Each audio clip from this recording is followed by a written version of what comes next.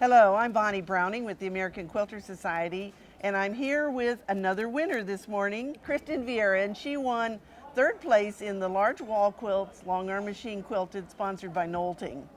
Congratulations. Thank you. I was excited. It's fun to win, isn't it? It is. It really is.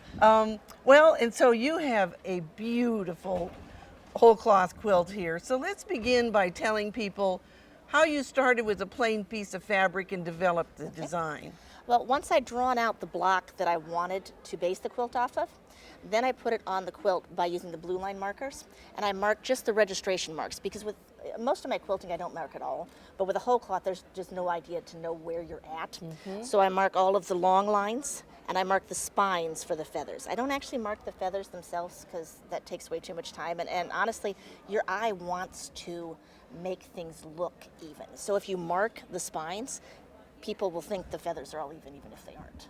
Sneaky. Oh, that's a good point. So, just Well, and so you did this all free motion, it is all correct? free motion. I don't have a computer or anything like that. Okay, free motion.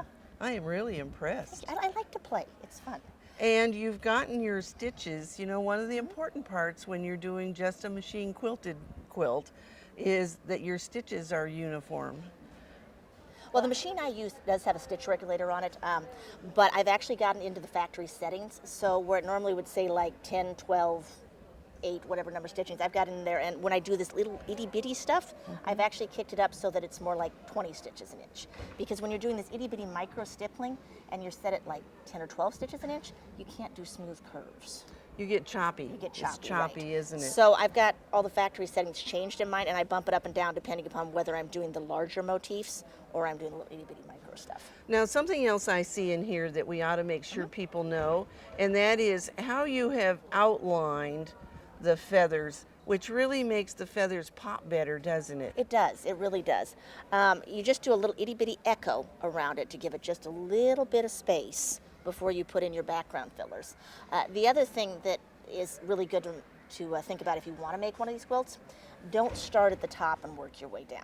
Start at the top and do just the big motifs, and then go back and put in the fillers. If you start putting in the fillers as you do everything, the fabric will stretch unevenly, pulls up, doesn't and you're it? going to wind up with quilts like this. Wow, that's a really good tip. So. All right, well, congratulations, Kristin. We're glad that you won here at AQS So Quilt am Week in I. Paducah. And do you have any other tips you'd like to pass on to our quilters out there that are watching? Just, don't be intimidated by quilts at shows that win.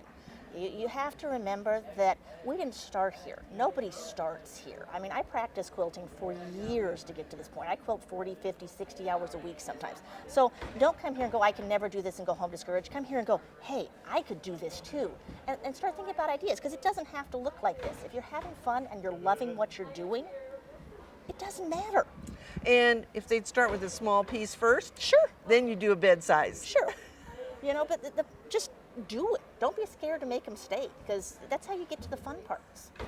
Okay. Well, congratulations. We hope we'll see more work from you, and we hope that you'll enter the AQS Quilt Week contest too.